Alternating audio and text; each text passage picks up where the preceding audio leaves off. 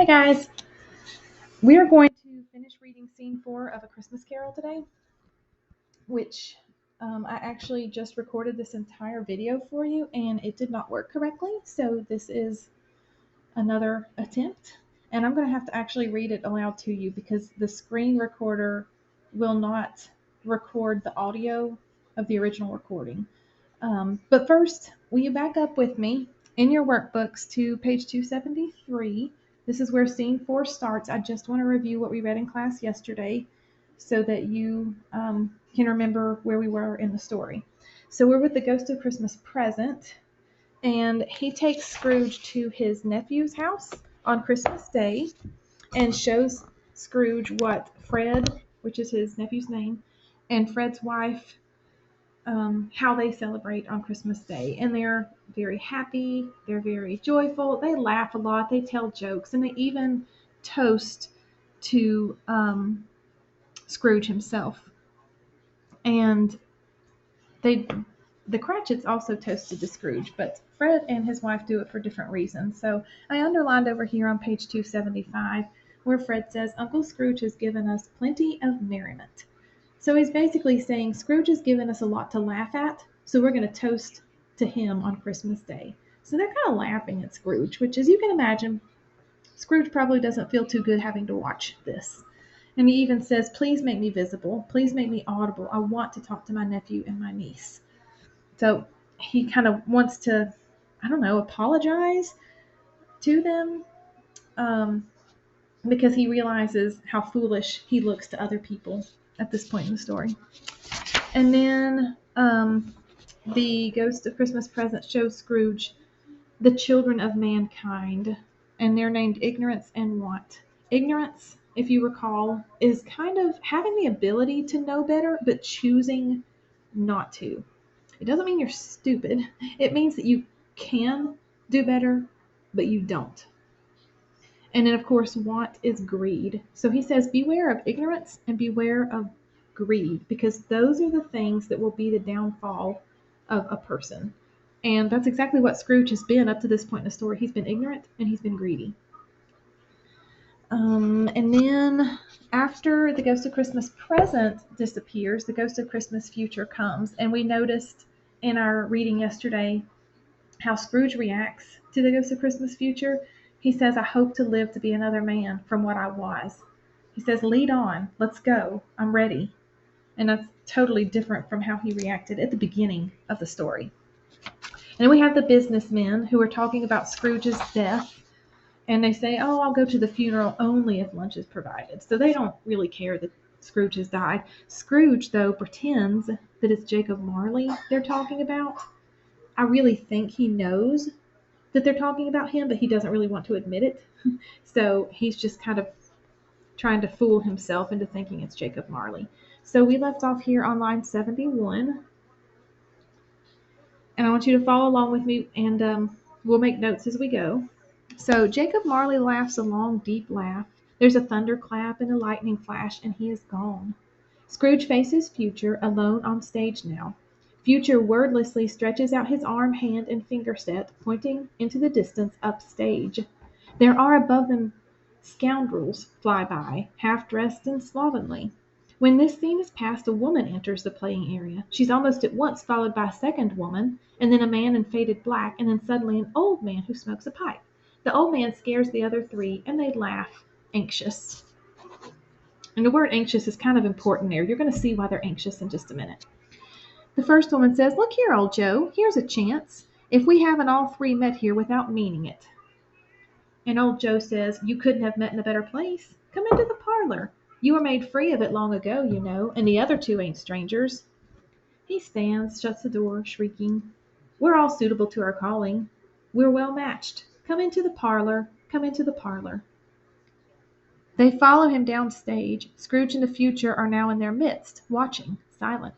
A truck comes in, on which is set a small wall with a fireplace and a screen of rags, etc. All props for the scene. Let me just rake this fire over a bit. He does. He trims his lamp with the stem of his pipe. The first woman throws a large bundle on the floor. She sits beside it, cross-legged, defiantly. What odds, then? What odds, Mrs. Dilber? Every person has a right to take care of themselves. He always did. That's true indeed. No man more so. Why then, don't stand staring as if you was afraid, woman. Who's the wiser? We're not going to pick holes in each other's coats, I suppose. No, indeed, we should hope not. Very well, then, that's enough. Who's the worse for the loss of a few things like these? Not a dead man, I suppose. And so I underlined here the dead man and circled the he. The person that has died, once again, is Scrooge. And these people apparently have things that they are bringing here. And they said, well, a dead man doesn't need these things. So we're kind of led to believe that they have stolen these things, like from Scrooge's house after he died. So down here with Mrs. Dilber, she's laughing. She says, no, indeed. If he wanted to keep him after he was dead, the wicked old screw, why wasn't he natural in his lifetime? If he had been, he'd have had somebody to look after him when he was struck with death, instead of lying, gasping out his last there, alone by himself. It's the truest word that was ever spoke. It's a judgment on him. I wish it were a heavier one, and it should have been, you may depend on it, if I could have laid my hands on anything else. Open that bundle, old Joe, and let me know the value of it. Speak out plain. I'm not afraid to be the first, nor afraid for them to see it. We knew pretty well that we were helping ourselves before we met here, I believe. It's no sin. Open the bundle, Joe. So she's got like a bundle or like a bag full of things that she's apparently taken from Scrooge's house. And she's brought them to old Joe, who must be like, I don't know, maybe a store owner or something. And he will pay them for these things and then probably resell them. The first man says, no, no, my dear, I won't think of letting you be the first to show what you've earned from this. I throw in mine. He takes a bundle from his shoulder, turns it upside down, and empties its contents out onto the floor. It's not very extensive. See? Seals, a pencil case, sleeve buttons. Nice sleeve buttons, though. Not bad, not bad. A brooch here. Not really valuable, I'm afraid. How much, old Joe? Writing on the wall with chalk. Pitiful lot, really. 10 and 6, and not a sixpence more. You're not serious. That's your account, and I wouldn't give another sixpence if I was to be boiled for not doing it. Who's next? Mrs. Dilber says, me, and dumps out the contents of her bundle. Sheets, towels, silver spoons, silver sugar tongs, some boots. Writing on the wall. I always give too much to the ladies. It's a weakness of mine, and that's the way I ruin myself. Here's your total coming up. £2.10. If you asked me for another penny and made it an open question, I'd repent of being so liberal and knock off half a crown. And now do my bundle, Joe. Kneeling to open knots on her bundle. So many knots, madam. He drags out large curtains. Dark. What do you call this? Bed curtains. Ah, yes, bed curtains. You don't mean to say you took him down, rings and all, with him lying there? Yes, I did. Why not? You were born to make your fortune, and you'll certainly do it. So I underlined right here, it says with him lying there. So not only did they go into Scrooge's house and take his things after he died, he's not even been buried yet. He's still lying in his bed. And they have come in and taken things from him, which is part of the reason they laugh anxiously and nervously. And that's why I circled that word earlier in the text.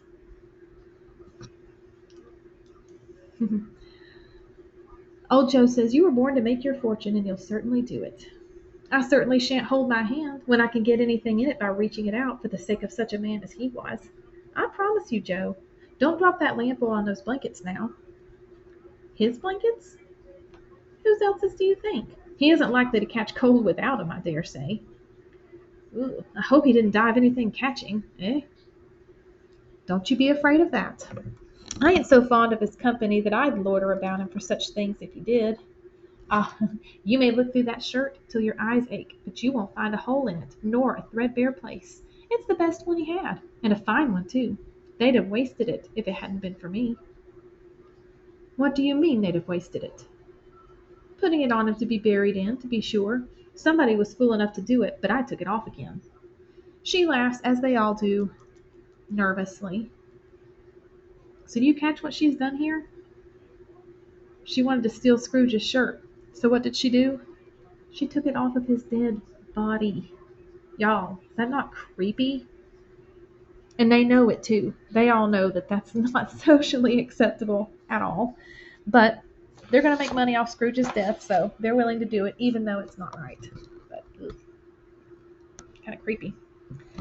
If calico ain't good enough for such a purpose, it isn't good enough then for anything. It's quite as becoming to the body. He can't look uglier than he did in that one. Scrooge, a low-pitched moan emits from his mouth, from his bones. Oh. £1.6 for the lot. He produces a small flannel bag filled with money. He divvies it out. He continues to pass around the money as he speaks.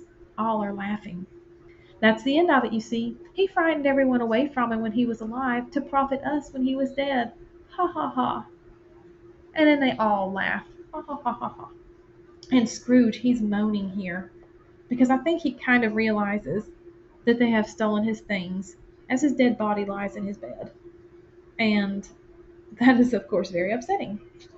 So he moans again, and he screams at them, "Obscene demons! Why not market the corpse itself and sell its trimmings?" Suddenly, oh, Spirit, I see it, I see it. This unhappy man, this stripped bare corpse could very well be my own. My life holds parallel. My life ends that way now. Scrooge backs into something in the dark behind the spotlight. Scrooge looks at Future, who points to the corpse. Scrooge pulls back the blanket. The corpse is, of course, Scrooge, who screams, and he falls aside the bed weeping. Spirit, this is a fearful place. In leaving it, I shall not leave its lesson. Trust me. Let us go. Future points to the corpse. Spirit, let me see tenderness connected with a death, or that dark chamber which we just now left, Spirit, will be forever present to me. And I underline this. Let me see some tenderness connected with a death. Scrooge should have been more specific. He should have said, let me see some tenderness connected with my death. So start thinking now, whose death might the Spirit show him that has people all sad and torn up and grieving over? Any ideas? Future spreads his robes again. Thunder and lightning lights up upstage in the Cratchit home setting. Mrs. Cratchit and her daughters sewing. Tiny Tim's voice off stage. And he took a child and set him in the midst of them. Scrooge, looking about the room to Future, says, "Huh? Who spoke? Who said that?" Mrs. Cratchit puts down her sewing. "The color hurts my eyes." She rubs her eyes. "That's better. My eyes grow weak sewing by candlelight. I shouldn't want to show your father weak eyes when he comes home. Not for the world. It must be near his time." So I made a note over here when I did my original recording that didn't work. It's not really that her eyes hurt from sewing by candlelight. She's crying. So have you figured out now whose death we're seeing? If Mrs. Cratchit is crying? All right, top of the next page. This is a long scene, guys, but we're getting close to the end, so hang in there. Peter, in the corner reading, looks up from his book. Past it, rather. But I think he's been walking a bit slower than usual these last few evenings, Mother. I've known him to walk with Tiny Tim upon his shoulders, and very fast indeed. So have I, Mother, often. So have I. But he was very light to carry, and his father loved him so that it was not trouble. No trouble. Bob is at the door, and there is your father at the door. Bob Cratchit enters. He wears a comforter. He is cold and forlorn.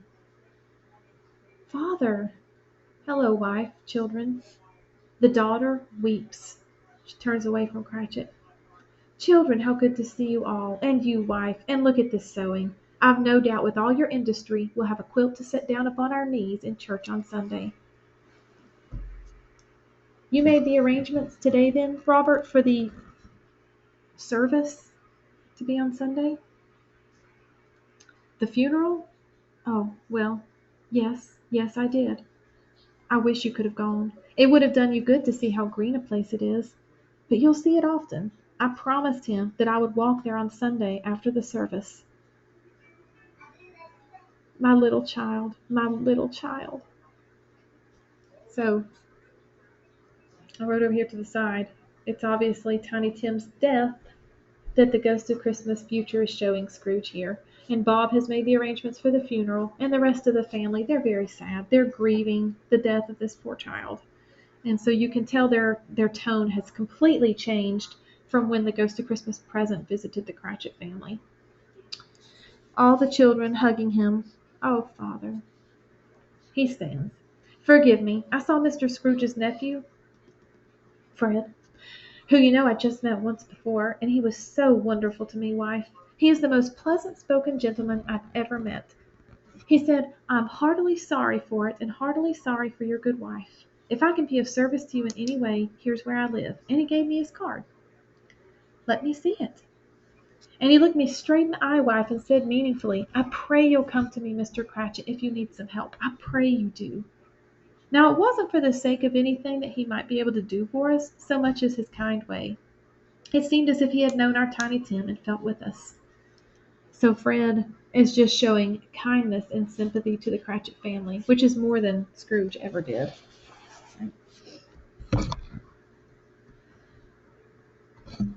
Mrs. Cratchit says, I'm sure he's a good soul.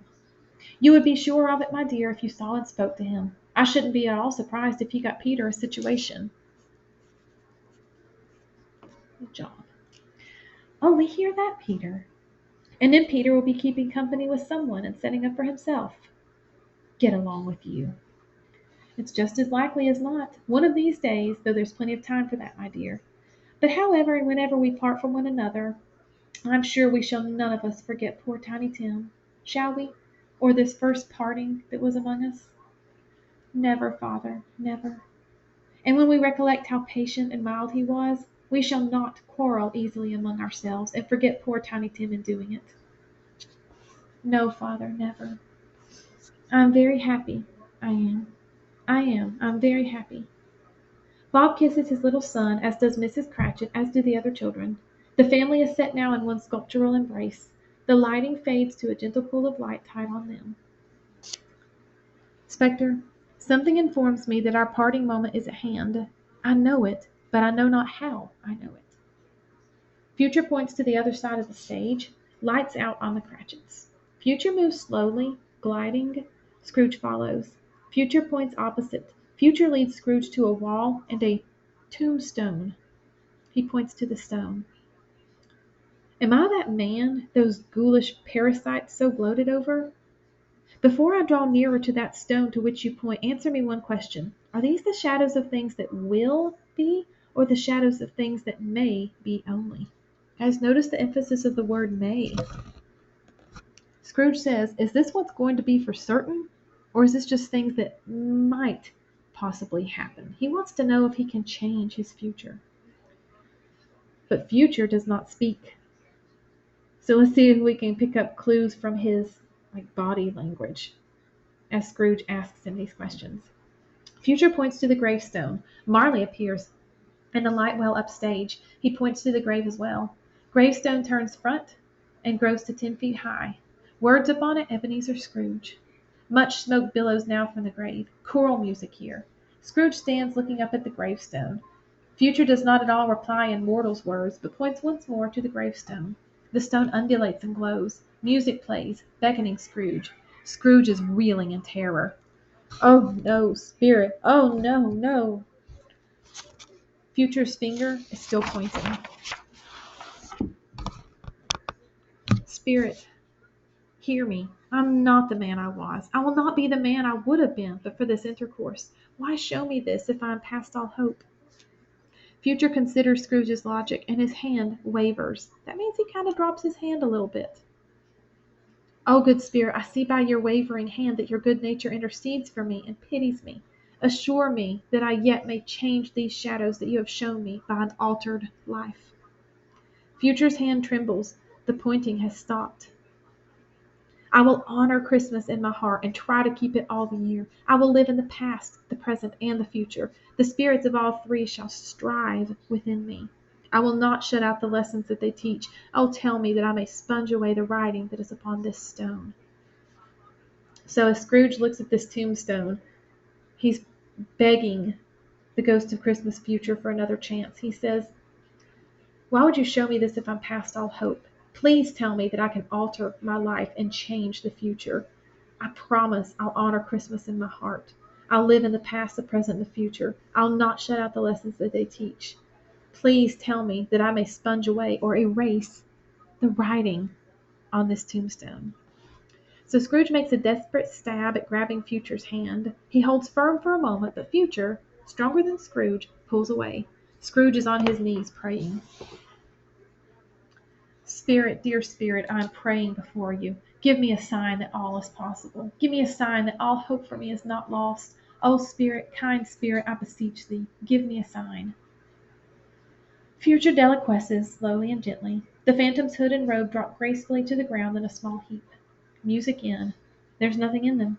They are mortal cloth. The spirit is elsewhere, and Scrooge has his sign. Scrooge is alone. Tableau. The light fades to black. All right, guys, that's the end of scene 4. I know that was a long one. Thanks for hanging in there, guys. I'm going to give you what time is left in class to work on these scene 4 questions that Mrs. Goodman will give you or has given you. Here are the page numbers that you will need if you need a little help in locating the information. There's 10 questions. There's kind of a lot today since it was such a long scene. So copy these page numbers down onto your paper if you need to. And if you don't finish, I'll give you some time to work tomorrow. But do what you can today. If you do finish, you can always read in your library book, or if you need to work on vocab.com for your Act 2 list, you can do that as well. Okay? So thanks again, guys, and hopefully I will see you all tomorrow.